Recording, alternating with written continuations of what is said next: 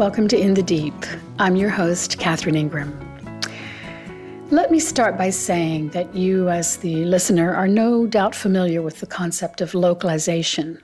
And perhaps you even think that the notion has been around for as long as anyone can remember. But in actual fact, the analysis about localization versus globalization has been discussed for only about the past 45 years, and this analysis has been largely pioneered by my guest today, Helena Norberg-Hodge. Helena's understanding about this began with her extensive work in Ladakh, which is a remote region on the Tibetan Plateau, and seeing the ways that an intact culture lived in coherence and harmony with nature and with each other.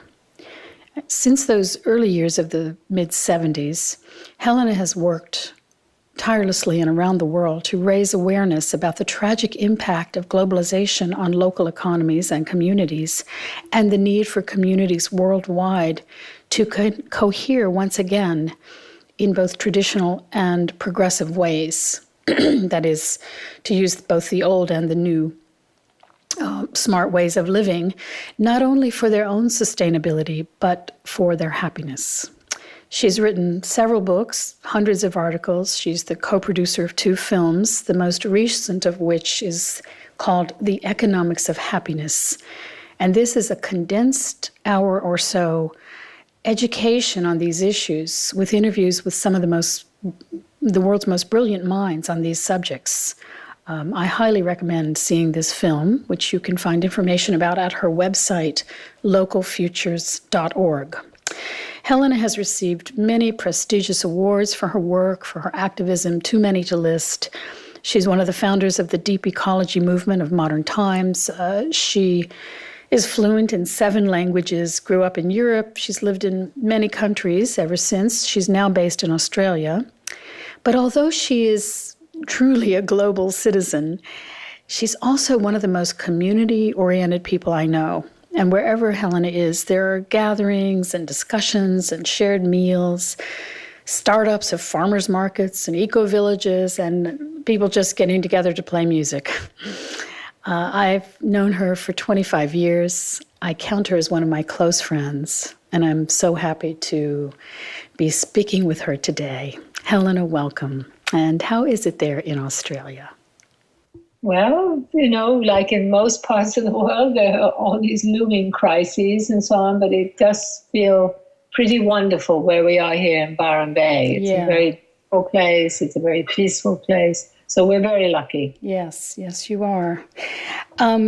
Let's talk a bit about, based on your vast experience with communities, let's talk a bit about what constitutes well-being in a life, and in particular with regard to community life.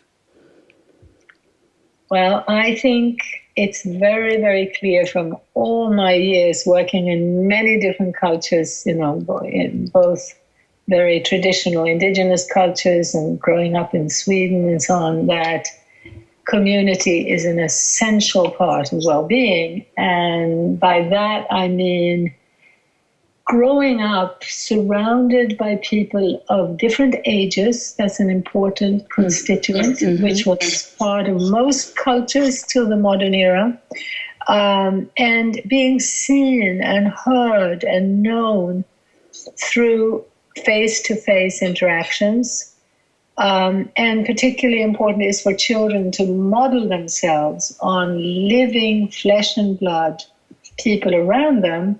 And that's because no one is ever perfect. And when you know the person you are modeling yourself on, you're not going to be creating these completely insane, unrealistic expectations that distant media role models create. So yeah, I bristle every time I hear this word connectivity, referring to all of the social media and the Facebooking and the Instagramming and how much connectivity is happening, and it's great because, what I see happening is that young people are now internalizing and carrying out what the media was doing before, presenting these distant images of perfection, looking sexy, glamorous, beautiful, wealthy.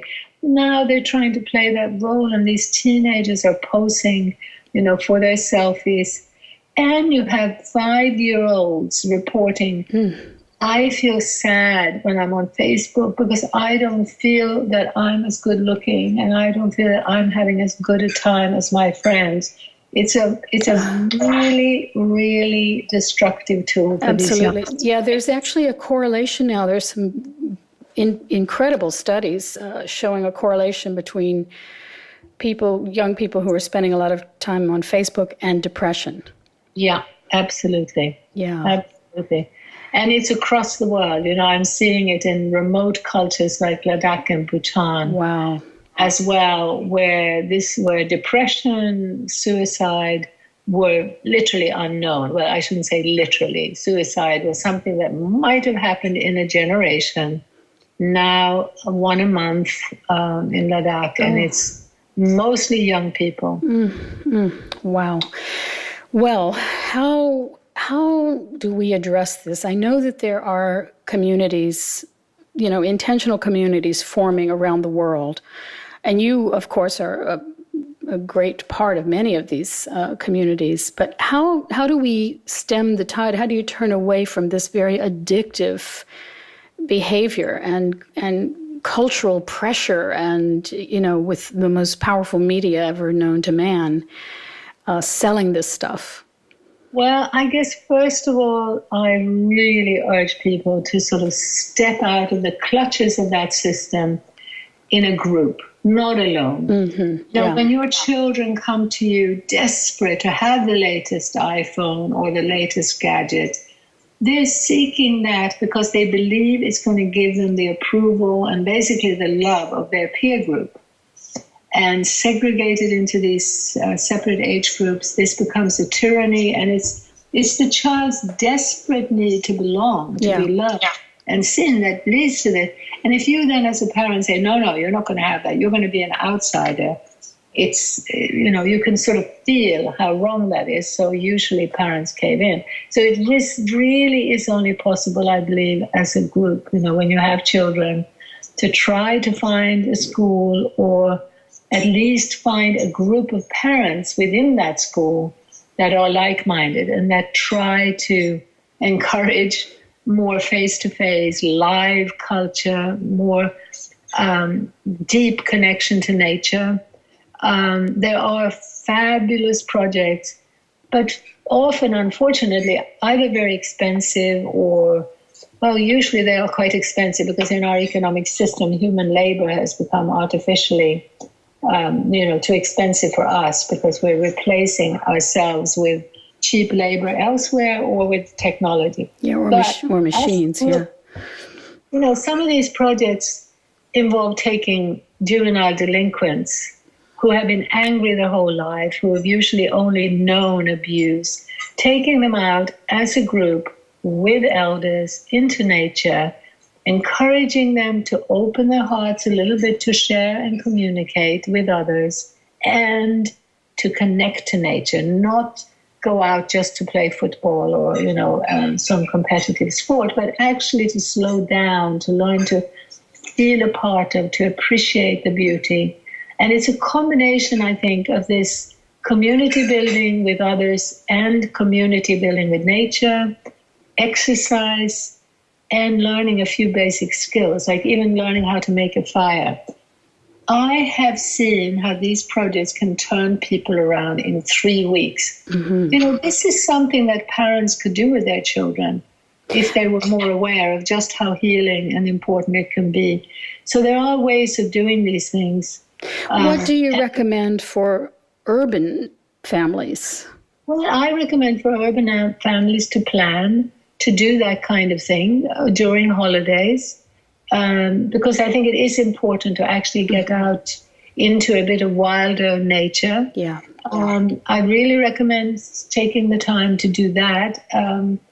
And of course, on a regular basis, there is this wonderful movement, which I'm so happy to have contributed to. So even in Beijing, there is a community-supported agriculture scheme. It's called Little Donkey Farm, where communities are connecting to the farm, and that will mean sometimes the farms are actually in the city or on the outskirts of the city, and you have community gardens. You can even, at the very least, on your windowsill, help your child plant some seeds and help them to experience that incredible joy of watering those seeds and seeing them grow, seeing the miracle of life right there on your windowsill.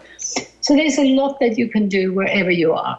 I mean, one of my friends is a Korean monk who was imprisoned for something like 15 years in South Korea, and his journey was in those 15 years, where he was in solitary most of the time, was to connect with weeds in the little space outside that he was able to go to, like an hour a day. And that connection with those weeds is what sustained him for those 15 years. Goodness, wow.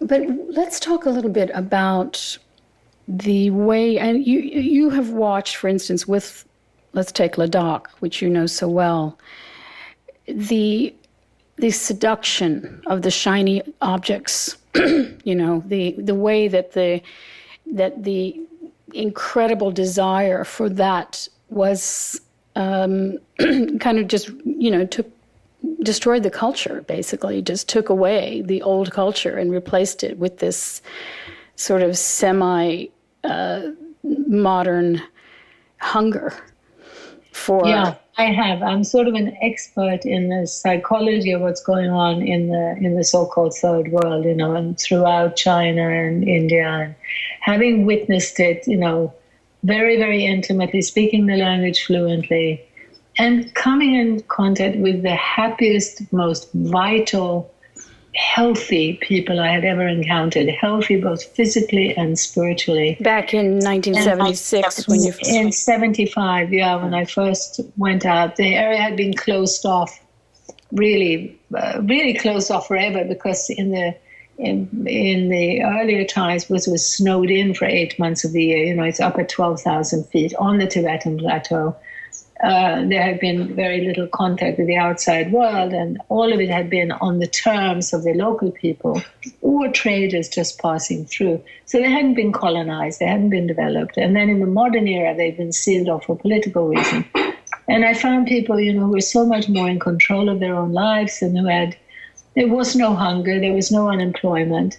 And of course, there wasn't the comfort that we have. There was no heating in incredibly cold winters. So it wasn't my idea of paradise, but I have to say, spiritually, psychologically, there is no doubt that it was richer than our way of life, and also in terms of sustainability, of course, it was. Yes. So what I've seen is that for these kinds of places, which there really aren't any left, but in many villages of the so-called third world, you could actually bring some decentralized renewable energy. You could bring more communication with, with like-minded people from around the world, and you could actually, with very little cost and appropriate technology, you could bring the sort of changes that most of us would probably want. Anyway, but let me ask you this. Sort of deviation. Let me ask you this, because you mentioned you understand the psychology, having witnessed it for so many years. What is the psychology that people who are living a pretty nice life, I mean, even with some discomfort, but actual general happiness, get seduced into this horrendous sense of deprivation and hunger and greed and madness? And how does this happen? Well, first of all, I want to make the point, and I'll come back to it, that I've seen similar changes in Sweden, the US, France, Australia. So it's actually happening right around us. Sure. But as for us, it's not so clear to understand the tentacles of this suicidal consumer culture that's engulfing us.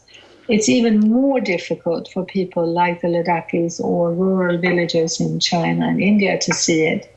And that's because it's a systemic shift. And it includes not just advertising that dangles what looks like this incredibly powerful, successful, wealthy, easy way of life in front of the eyes of people who are doing physical work. They're carrying water, they're carrying things. And so even to some extent, adults are affected by that appearance, that illusion of incredible wealth and leisure. But the main vehicle is children. I mean, I always say, having watched, the changes so closely in Ladakh, that there's no doubt whatsoever, if there had been no children, the total seduction and dramatic change would not have happened. But as children, here they are, they're like sponges soaking up models around them. And they see their parents, as I say, carrying stuff and working in the field. And here on the other side is presented this illusion that you don't have to work in order to have this incredible plethora of exciting things. And above all, the imagery is that you are nobody. You don't even exist on those screens. Yeah. As a small farmer or a nomad or, villager, you absolutely are non-existent. So if you want to be somebody, if you want to be respected, you've got to join that dominant system. And so this message, I saw it affecting even 3 and 4-year-olds. And so I literally saw, this was in the 70s and 80s, Rambo and Barbie doll coming in as role models for children. And I saw, it was particularly young men who opted for these things first, suddenly changing personality from having been perfectly happy to cuddle a little baby, to be gentle with their grandmother. There was nothing unmanly about maintaining your feminine nurturing side. Suddenly, the Rambo role model was tough and, you don't care, you're independent. The motorbike is more important than people, etc., etc. Yeah. So those images are important. But what happens that engulfs the parents also is that Western-style schooling is introduced, literally using the language of religion and deep wisdom and knowledge. And it's actually, Western-style schooling is actually a huge hook that pulls children away from a more sustainable local economy into competition in urban centers for non-existent jobs, essentially. They're being trained to operate in a fossil fuel-based urban environment. Because almost all the jobs are concentrated in bigger and bigger megalopolis sprawls. People pour in search of those jobs. And what happens is intense competition, and that in turn fuels violence and friction between local groups. So this is one of the elements, and there are other elements, one of them being that we are subsidizing without knowing it. Our taxes are used to subsidize global trade and global traders. And so you get food coming from the other side of the world, virtually, selling for half the price of local food. And so local producers are destroyed in that way too. So the end result is chaos, breakdown, competition. Yes. But I do want to stress that for me, describing that systemic, disastrous effect of our global economic system with its consumer culture imagery, with its tools and tentacles, I still don't feel as pessimistic, perhaps, as you do, because I keep seeing everywhere in the world these brilliant, caring people who are working against the tide. And the initiatives are countless. And I do believe that ultimately the human spirit will prevail, that nature will prevail. So just want to add that. Yes. Well, let's tell me more about what you've seen in the wonderful communities that are springing up. And oddly enough, a lot of those are sort of Western style or Western-based communities that have turned away from the sort of corporate culture. Tell me more about places that you've seen in the West that are communities that you admire, and how do they feel? What is it like to be in those communities? Yeah, and I do want to also say with that I feel the leadership in many ways is coming from the West. I see non-Western peoples and cultures are often so engulfed by this notion that they are absolutely nobody, and that what I also see is that in many of those countries, the governments are more brutally repressing resistance. Mm-hmm. So a lot of the change is on the shoulders of sort of middle class, middle of the road Westerners, really, to take the leadership. And in many ways they are.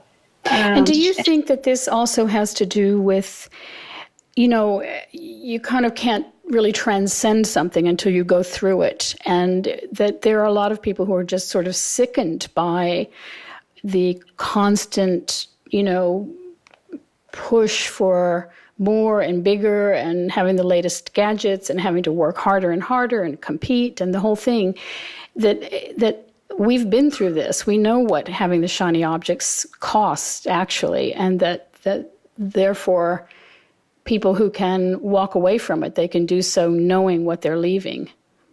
I definitely think that's an element, and this is also why I think a lot of the leadership in the so-called third world has come from people, starting with Gandhi, who spent quite a lot of time in the West and in South Africa and got a perspective on this Western system. And many of my colleagues in the so-called third world are people who've had an experience of the West. However, whether, in that part of the world, which is often called the global South now, or in our cultures, often called the global North, the leadership tends to come from people who've had an experience of both worlds. Yes. Because, yes, in the West, people are fed up in many cases, or at least feel the emptiness of this isolated, nuclear existence, high-rise urban living, which even in Sweden, 30 years ago led to an epidemic of depression. It is so well recognized that loneliness and isolation from both people and nature is a recipe for unhappiness.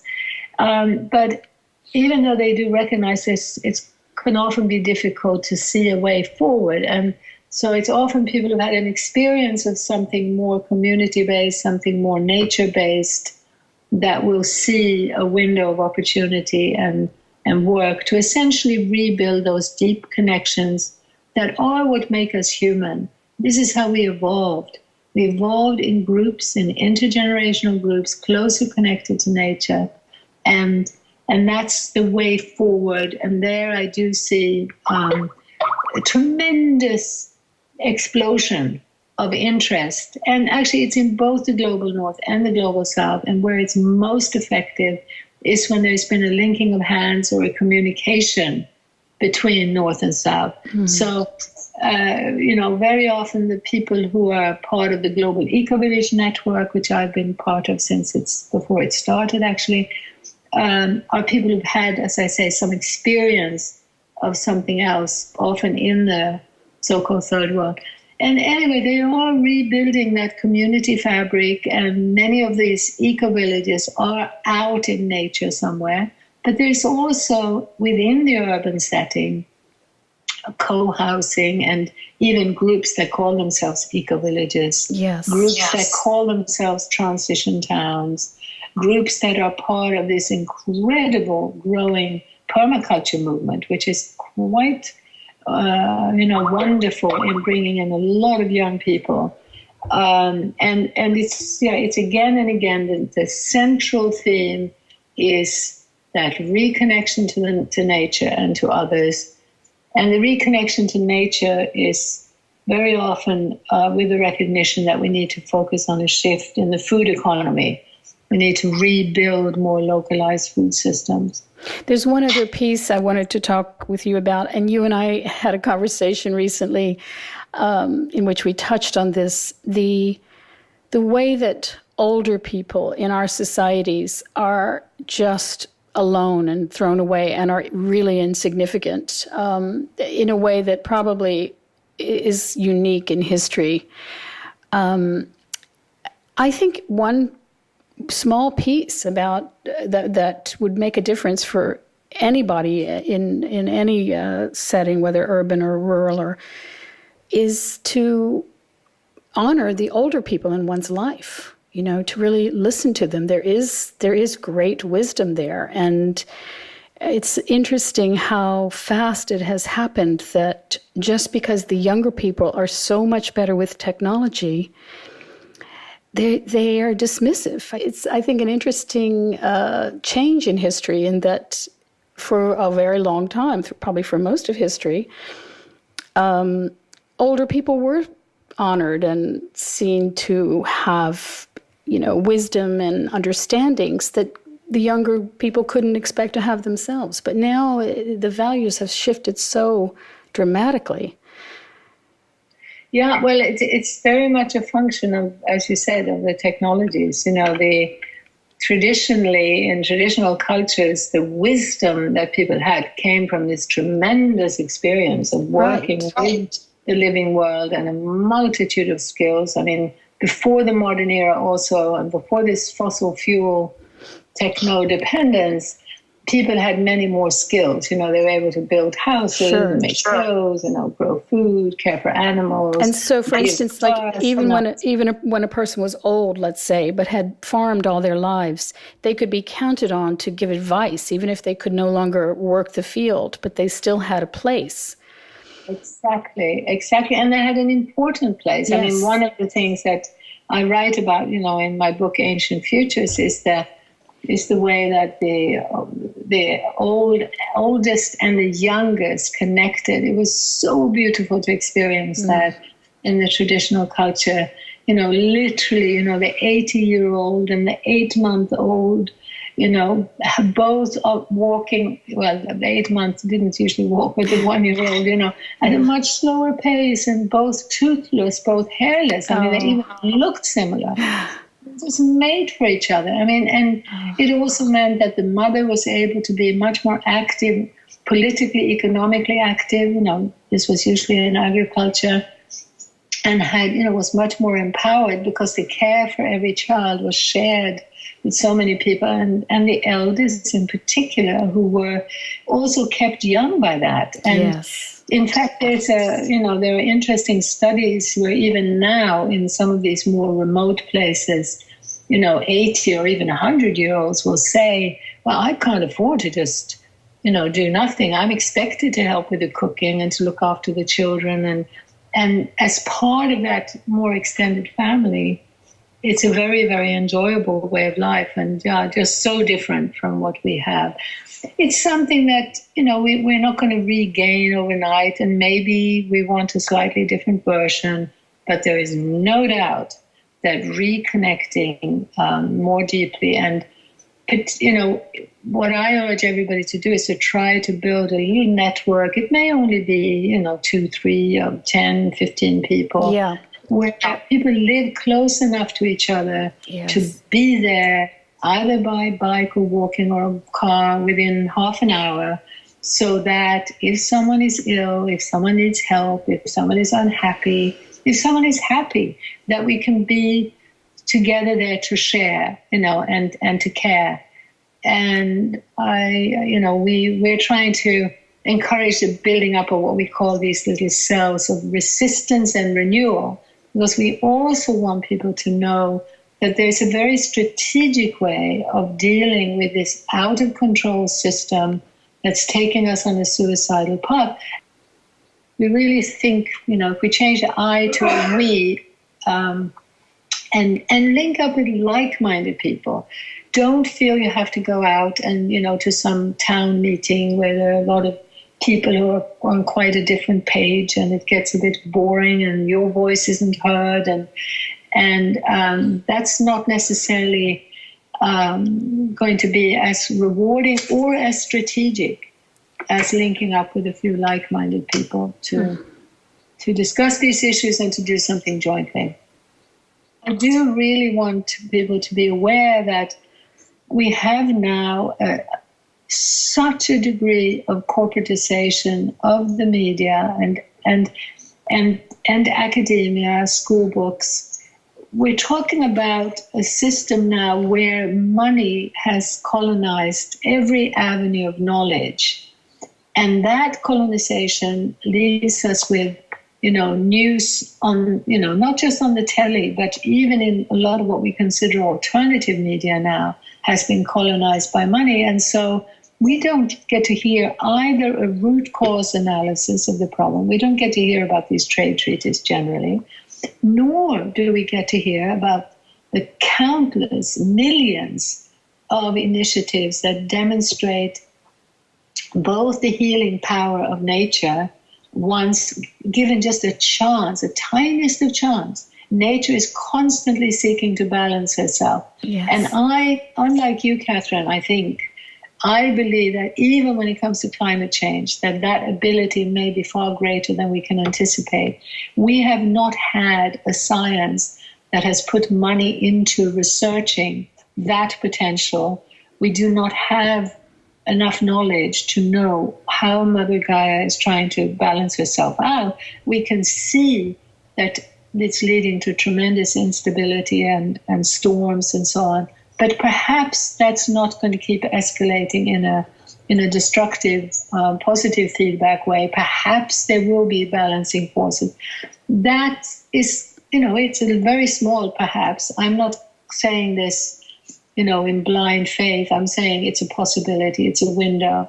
And I am saying that I see people doing truly wonderful, remarkable things that heal, even, as I was saying, juvenile delinquents, even men who have been, involved in abusing and beating their wives. I've seen that the therapies that work, that are about community building and a spiritual reconnection to nature. And that's where your work is so important, the quieting of the mind, the passionate presence. By the way, Catherine, I love that term. And recently when I've been under stress, I've been saying to myself, passionate presence. Oh, great. I'm so honored. Open eyes to the sky and to the birds that I can hear and just relax, let that flood into me. And that this is, that is happening.